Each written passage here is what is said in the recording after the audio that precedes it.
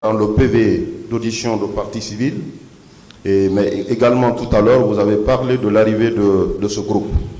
Et vous avez pu reconnaître le commandant Toumba. Il est venu au même moment que ces militaires ou il était seul lorsqu'il venait vers vous à la tribune? Non, franchement, Toumba est rentré au moment où j'ai vu les militaires aussi rentrer. Ils sont tous rentrés ensemble. J'ai vu Toumba directement parce que il y a un groupe qui est rentré. Le groupe qui est rentré, Toumba était avec eux. Il était avec eux. C'est dans ce même groupe que certains militaires ont commencé à vous administrer des coups, dans ce groupe avec lequel il est venu? Non, Toumba est rentré avec tous les militaires qui ont envahi le stade. C'est les militaires qui sont rentrés à l'intérieur du stade, c'est eux qui ont tiré sur la foule. Toumba, quand il est resté un bon moment, nous avons vu Toumba se détacher et venir vers nous, monter vers la tribune. Il avait les mains nues, il n'avait pas d'armes. Mais je l'ai vu monter. Et il y a un autre groupe qui le suivait, que nous avons identifié comme étant le groupe de Marcel. Et c'est eux qui nous ont battus. Nous ont asséné des coups, aussi bien là-haut, à la tribune, où nous étions déjà blessés, sur la pelouse, où ils ont continué à nous donner des coups de matraque. Ils ont continué à nous menacer jusque sur l'esplanade.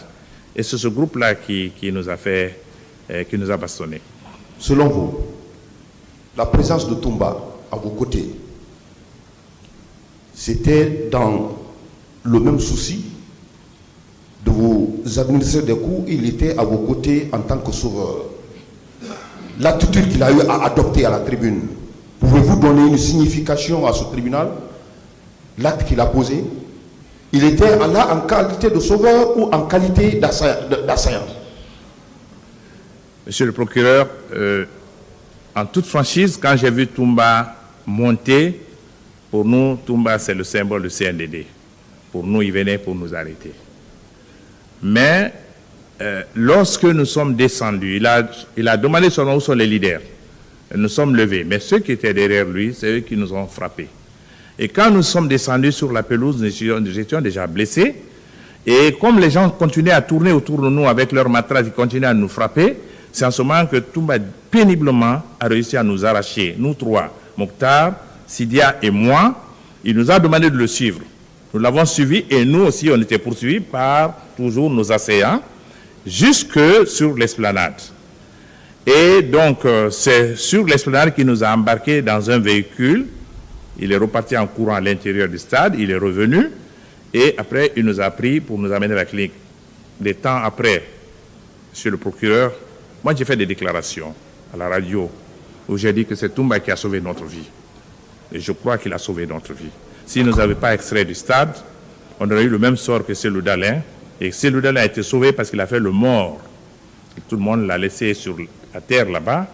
Et si nous étions au même endroit, s'il ne nous avait pas extrait de l'intérieur du stade, je suis certain que la hargne avec laquelle Marcel et ses hommes nous donnaient les coups de matraque, ils nous auraient achevés. Donc, je l'ai dit une fois dans une interview, que Toumba nous a sauvé la vie. D'ailleurs, ça fait l'objet d'une attaque de la radio. Et bon, enfin, ça arrive souvent dans notre pays. Mais c'est la réalité, il nous a sauvé la vie en nous sortant de l'enfer du stade. Vous confirmez que lorsqu'il venait vous sauver, il a eu des altercations entre les personnes qui vous administraient des coups et lui-même pour vous extirper des lieux et vous faire sortir. Vous confirmez cela? À l'intérieur du stade, il a essayé de nous protéger. Et là, je n'ai pas vu beaucoup d'activité de sa part, mais il nous a sortis.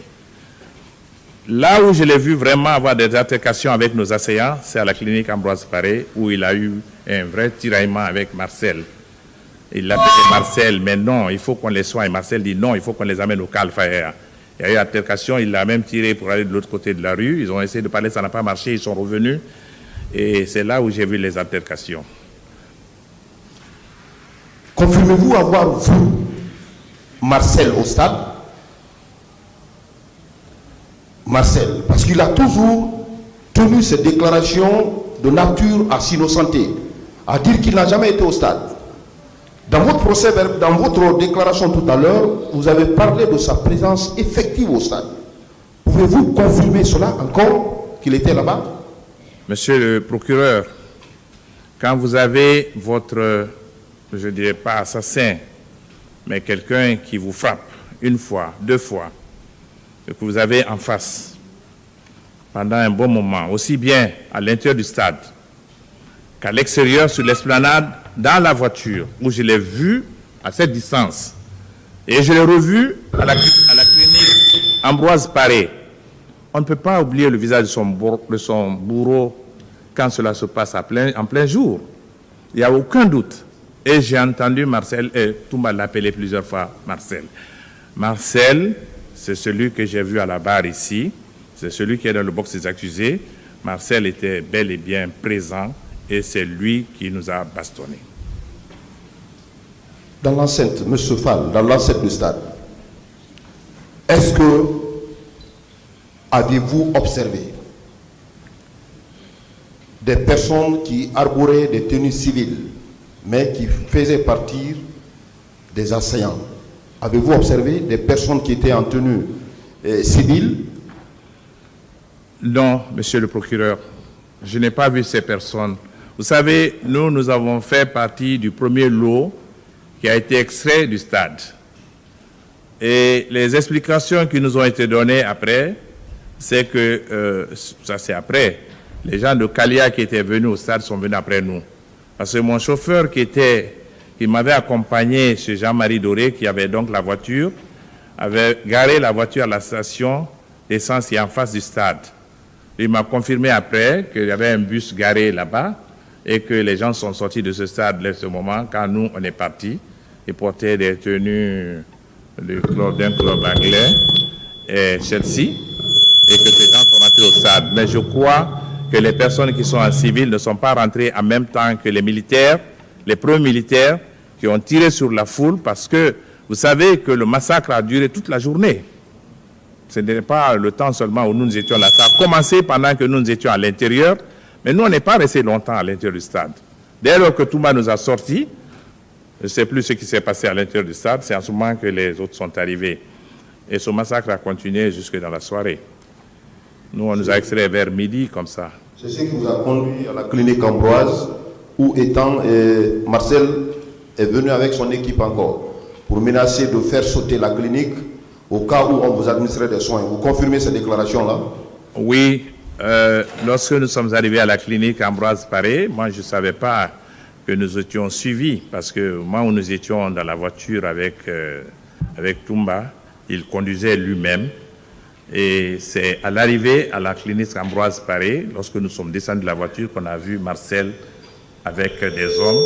Et c'est là où encore on l'a reconnu, où il y a eu l'altercation entre lui et Toumba. Et c'est là-bas. Monsieur Fall, qui se font comme trophée de guerre, pour dire que les leaders politiques ont été sauvés et ont été admis à l'hôpital, c'est le CNDD qui a pris en charge leurs soins. Est-ce que selon vous, étant à l'infirmerie de l'état-major, vous étiez détenu ou bien c'était de vous administrer des soins? À l'état-major de la gendarmerie, nous étions détenus. Nous étions détenus aussi à la clinique Pasteur, jusqu'à notre libération. D'ailleurs, c'est le terme qu'on a utilisé à minuit, quand la délégation du Premier ministre est venue pour nous dire qu'on est autorisé à quitter et qu'on pouvait rejoindre le domicile. Donc, et il y avait aussi des gendarmes qui nous gardaient. D'ailleurs, un jour, quand 2 ou 3 ans, quelques années après, j'étais devenu ministre des Affaires étrangères du gouvernement de M. Alpha Condé. Il y a un gendarme qui est venu un jour au ministère des Affaires étrangères que j'ai reçu, qui m'a dit « Ah, c'est nous qui vous gardions à la clinique. » J'ai dit « Ah, vous étiez vous étiez le gardien et nous étions vos geôliers. » Il dit « Non. Bon, enfin, c'est pour vous dire que nous étions bel et bien détenus, monsieur le procureur. Nous étions détenus. On n'avait pas de liberté de manœuvre. » Monsieur Fall, oui. Je sais que dans les préparatifs de la manifestation du 28 septembre, vous étiez permanemment en contact avec les autres leaders des forces vives, n'est-ce pas? Oui, tout à fait. Est-ce qu'une fois, M. Sidi Touré s'est confié à vous pour vous dire qu'il a échangé, notamment avec le président de CNED, le capitaine Moussa Dadis Camara, et le demandant de reporter cette manifestation. Est-ce qu'il s'est confié à vous? Vous savez, l'appel du président du CNDD s'est passé dans la nuit du 27 au 28 septembre, tard dans la soirée. Donc, on n'avait plus de la chance d'avoir une réunion des forces vives. Mais par contre, le matin, quand je suis venu chercher M. Sidia Touré à son domicile, parce que moi j'ai quitté chez moi à Taouya pour venir le chercher à son domicile, la minière, nous sommes allés dans la même voiture et c'est chemin faisant qu'il m'a dit que le capitaine Moussa Dadis l'avait appelé très tard la nuit et qu'il dormait d'ailleurs. Il m'a fait le récit de leur conversation quand nous allions chez Jean-Marie Doré.